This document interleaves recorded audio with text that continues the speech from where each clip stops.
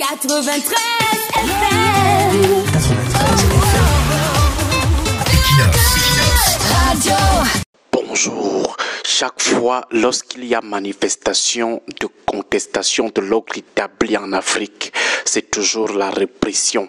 Les violences sont encore plus courantes lorsqu'il s'agit des manifestations populaires. C'est quasiment un rituel. Contestation des élections entachées de fraude, c'est seulement le déploiement de la violence. Chaque fois que les opposants ou les populations opposées au régime en Afrique décident de manifester publiquement leur mécontentement, ce sont toujours des arrestations, des emprisonnements, des tortures et parfois des tueries. Et régulièrement, on mobilise des accusations qui, du point de vue du droit, n'ont rien à voir avec les actes posés par les accusés. Pour des marches ou des appels à la marche ou même des simples défenses du droit de manifester dans un média, on vous colle sur le dos l'hostilité contre la patrie, appel à l'insurrection, rébellion ou révolution. Définissons un peu certaines de ces qualifications pour voir si dans nos États, elles reflètent réellement les actes posés par les accusés, manifestants ou opposants accusés. À quel moment est-on accusé de révolution selon le droit? On est accusé de révolution lorsqu'on tente par la violence soit de modifier les lois constitutionnelles, soit de renverser les autorités politiques instituées par les dites lois ou de les mettre dans l'impossibilité d'exercer leur pouvoir. Est-ce que les opposants ou les manifestants qu'on accuse souvent et qu'on jette en prison pour révolution posent réellement ces actes relevés dans la définition de la révolution que nous venons de donner? Avançons. À quel moment est-on accusé d'insurrection selon le droit? On est accusé d'insurrection lorsqu'on provoque ou facilite le rassemblement des insurgés, lorsqu'on empêche par quelque moyen que ce soit la convocation, la réunion ou l'exercice de la force publique ou s'en empare, lorsqu'on détient ou on s'empare d'armes, de munitions ou d'explosifs, lorsqu'on porte un uniforme, un costume ou autre insigne officiel, civil ou militaire. Alors, les gens qui sont souvent accusés d'insurrection en Afrique, est-ce que les juges qui les condamnent ont souvent des preuves qu'ils ont eu à poser les actes qu'on venait de citer dans la définition juridique de l'expression insurrection? Prenons une autre qualification, hostilité contre la patrie. À quel moment est-on accusé d'hostilité contre la patrie selon le droit? On est accusé d'hostilité contre la patrie lorsqu'on participe à des hostilités contre la République ou lorsqu'on favorise ou on offre une aide pour favoriser les dites hostilités.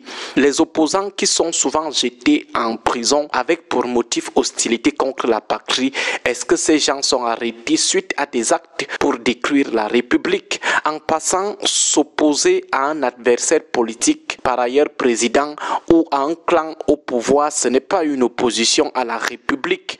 Le parti au pouvoir ou le clan au pouvoir, ce n'est pas toujours la République. La République, c'est la défense de la res publica. Res publica qui veut dire la chose de nous tous. Alors si un président ou un clan au pouvoir ne protège plus la chose de nous tous, la res publica, à ce moment, s'opposer à lui ne saurait être automatiquement considéré comme une opposition à la République. La nouvelle présidente de la République de Tanzanie est pourtant en train de condamner ces dictateurs à cause de ça. Enfin, prenons la définition de la rébellion.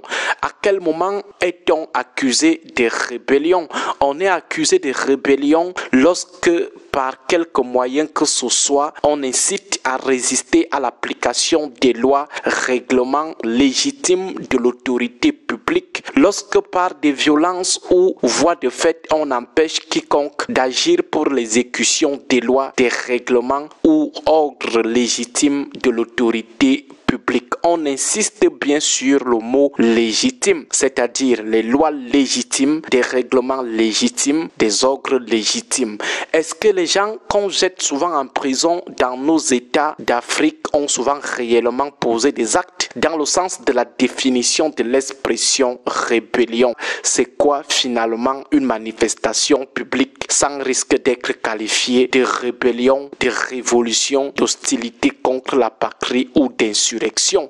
Lorsqu'on manifeste publiquement pour dénoncer la gestion d'un président, pour lui dire non, on manifeste donc comment? Si manifester contre un président est un droit constitutionnel, un droit reconnu par des traités et des conventions ratifiées, comment fait-on pour exercer ce droit de manifester sans courir le risque d'être accusé par le pouvoir de rébellion, d'insurrection ou d'hostilité contre la patrie? Lorsqu'on veut faire ce type de manifestation publique, on manifeste finalement comment? Sauf à dire clairement que ce droit n'existe pas. Dans ce cas, qu'on le supprime immédiatement des lois et des textes. Là, tout le monde saura que ce droit n'existe plus, parce que continuer à maintenir ce droit de manifester pour dire non à la gestion d'un président et continuer au même moment à accuser par derrière d'hostilité à la patrie, d'insurrection, ceux qui l'exercent, les torturer et les abandonner dans des prisons, cela relèverait tout simplement d'un piège. Mieux, on dit clairement aux populations que le droit de manifester contre un président n'existe plus. Il n'est plus reconnu. Là, les gens ne risqueront plus leur vie en tentant de l'exercer. Bon début de week-end à vous tous. Que Dieu et les ancêtres bénissent le Cameroun. 93 FM.